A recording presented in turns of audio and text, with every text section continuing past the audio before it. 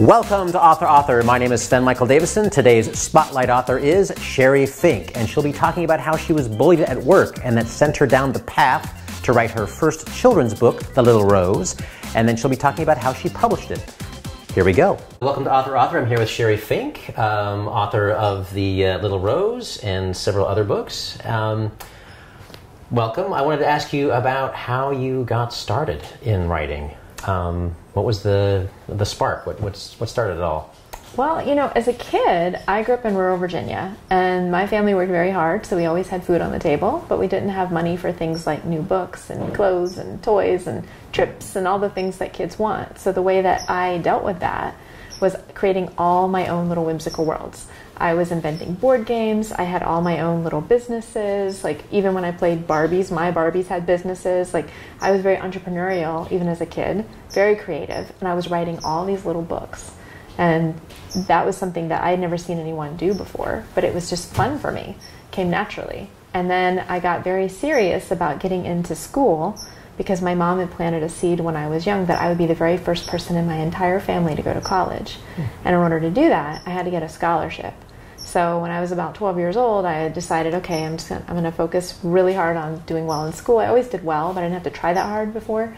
So I wanted to get really good grades so I could make my mom proud and go to college. And I did that, kind of put my creative stuff on the side. And, you know, of course, I wanted the corporate job because no one I knew had that kind of job. And that sounded very, very sexy to me, you know, with money and perks and travel and the title. And so I was on that path. And I worked hard. I got into college. I liked that so much. I went and did a master's program while I was in the corporate world. I got a business management program certificate. Like, I just kept going and going. And before I knew it, it had been 12 years, and I climbed up the top of the ladder, became the first female executive in my company, which was amazing, you know, amazing accomplishment. And I was so grateful for it. But once I got up to the top of that ladder, I realized it was against the wrong wall. And while I was going through this soul searching about, you know, who am I if I'm not this marketing executive? Like, I worked everything. I put everything into this. You know, I didn't know. It's like I had worked so hard. I didn't know what else to do. And I was good at it too. I was heavily rewarded. So I was having this soul searching, and I had a gift of adversity during that time where a woman in my office was bullying me. And I did not know how to handle that. Like, I couldn't relate to it. I tried everything. Nothing was working. And I worked way too hard to get there to run away. So I was driving to work one day, and I was very upset. And I just remember having this moment of complete surrender where I was like, help me. I will do anything to make the situation better. And in that moment, this idea came to me. It was like a little seed of an idea about a rose that grew up in a weed bed, and because she's different, thinks that she's the weed. And then the story wrote through me in the car on the way to work at stoplights. I lived in Orange County, California at the time, so there were many, many stoplights on the way to work, thankfully. And I wrote it on the back of an envelope with a mini golf pencil. That's all I had in the car. And right on my leg at the stoplights. From the very first line to the very last line, I got to work and I was like, wow, I can never tell anybody about this because this sounds crazy. I didn't know any writers. I didn't know how inspiration would come like that. I had always, in the past, I had always thought through. It wasn't, it didn't feel like it came through me, you know? Mm-hmm. So I put it away for more than a year, but I made an important decision that day. I said, 1 year from now, I will either be working in a different company, doing something completely different, or working for myself. And that's the one I secretly wanted, but was afraid to admit, because that was the most scary option. And so I kept my promise to myself. A year later, I turned in my resignation, and I was at a conference a week later, had a random conversation with someone I'd never met before, and she asked me something about writing, and I was like, no, I just did business and marketing writing, really boring. And she's like, no, you've got more. And I started thinking, I was like, oh, I have that little story in a drawer. And she said, tell me. And I told her the story, and she said, I just got goosebumps. You have to do something with that because my grandchildren need that message. And that's when I thought, maybe it's a children's book. And the idea was so like juicy and scary, I couldn't stop thinking about it. And I felt like I ran departments. Like, I made lots of money for other companies, like selling things, like what if I could do that for books? What if I could do that for myself? What if I could help kids believe in themselves so much that if they face something like that, it wouldn't affect them the way that it affected me? And so then I was on fire. I couldn't stop thinking about it. I just every day I would be afraid, and then I would like get in touch with my passion for it, and I would dwarf the fear, and I would take action, just keep taking action. And then within 6 months, even though I didn't know anybody at the time who had written a book, I had never created a book, I had written, published my book, and 2 weeks later, it became a #1 bestseller on Amazon. It stayed at #1 for over 60 weeks, and it changed everything in my life. So I'm so glad that everything happened exactly the way that it did, that led me down that path so that I would be open enough to receive the story and brave enough to share it with the world, because you never know what you have tucked in a little drawer. Yeah, no, absolutely. I'm fascinated, though. You wrote this on the car ride to work. Yes. And how did it go from basically, a bunch of notes scratched with a golf pencil to this? I mean, how did you... Because it sounds like you did pretty much all this heavy lifting on your own. I mean, did you have to find illustrators? Did you have to find, I'm really curious about that whole process. Well, when I got back from that conference, when I had that random conversation, I had decided, I'm going to do this. I'm going to focus all my energy on bringing this book into the world. And then I was like, well, how do you do a children's book? I didn't know. So the first thing I did was pull that envelope out of the drawer and type it up. And then I sent it to 20 people that I knew that either had children, had grandchildren, were teachers, or ran nonprofits for kids. So people who would be a potential buyer for this type of book. And I said, give me your honest feedback. Please read it. Let me know what you think. And 18 of the 20 wrote back and said, I had got goosebumps reading this story. And I thought, wow, it hasn't even been edited. Like, I mean, it didn't even have illustrations at that point. So I took that as a sign from the universe that I needed to move forward with it. So I just kept researching, like, what do you do? What do you do? And I had done a lot of favors in the corporate world because I'm a natural connector.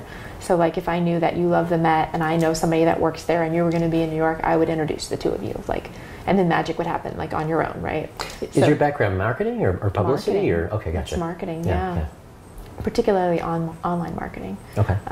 But yeah, so I had done a lot of that kind of connecting just naturally in the corporate world, and I never asked for anything. So when I had this big inspiration to do this book, I was like so nervous, but I asked people that I knew, who do you know who's illustrated a book? Who do you know who's a best-selling author? Because I measured that as a term of success. And when I do things, like, I give everything I've got.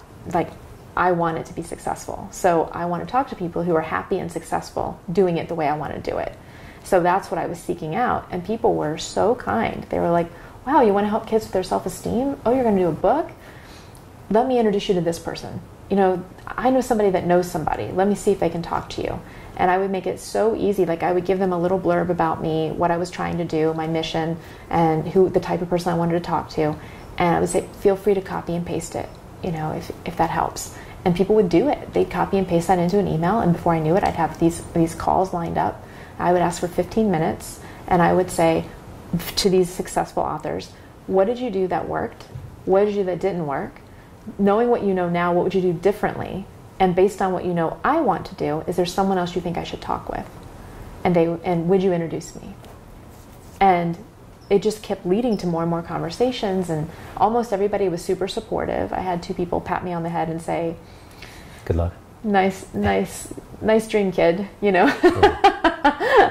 But luckily I didn't take their negativity to apply to me. They didn't even read my story. They don't even know me. They don't know what I'm capable of, neither do I, right? Like, so I just was kind of like, oh, well, that's sad that that's the way they see the world, but that doesn't apply to me.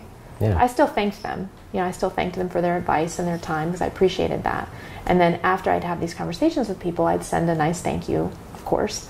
And when the book was available on Amazon, like, skipping ahead to that state, I sent an email out to each of the people who were generous with their time. Oh, and in the middle, I forgot to tell you this part, I would give a social media shout out to the people who were most helpful to me. And they didn't know it was coming. They didn't ask for it. They didn't need it. They already had bigger followings than me.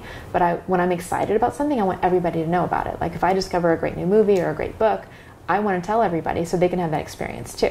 And that's exactly what I was doing. I was just sharing, like, oh my gosh, I talked to this person. They have this great inspirational thought leading book.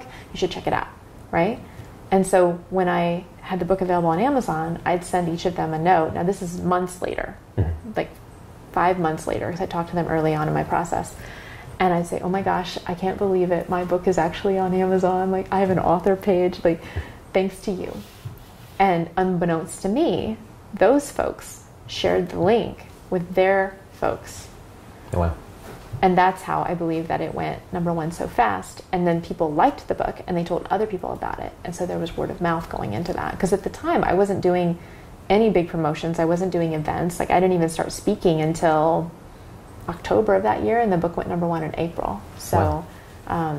So a lot of the things that I'm doing now have evolved, like, because I've evolved as an author and as a person, and so it was amazing. It was my destiny. What happened with the bully who inspired your book?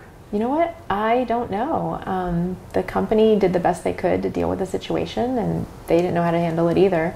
And she was ultimately dismissed, and I stayed with the company for a year later. Until that happy day where I turned in my resignation.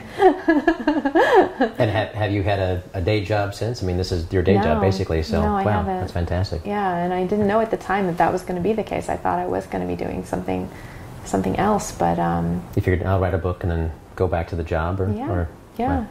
But that wasn't what my destiny was, thankfully. And everything good in my life has come through being brave enough to pull that story out of a drawer. It's the way that I've been able to connect with people all over the world. It's the way that I've been able to build a fan base. It's the way that I've been able to travel. It's the way that I've met my fiance. You know, it's everything good has come from that. Wow. Yeah. You're the little rose. I am the little rose. Yeah. And you know what? Every single one of us is. And that's the beauty of it. It's a delightful underwater adventure featuring my famous character, the little seahorse. And it takes kids ages 2 to 8 on a counting adventure under the water. This is the second Little Seahorse book, but it doesn't live independently. So they're all under the Whimsical World of Sheri Fink brand. And there's 5 books already in the series, so this will be the 6th book. It has a surprise ending that is unique from anything that I've ever done in any of my books before. And the wordplay is very fun too. It's like very tongue-twisting. So I think the adults or the older siblings who are reading to the young ones are really going to have fun with it too. Please subscribe so my dad can make more videos like this. Thank you.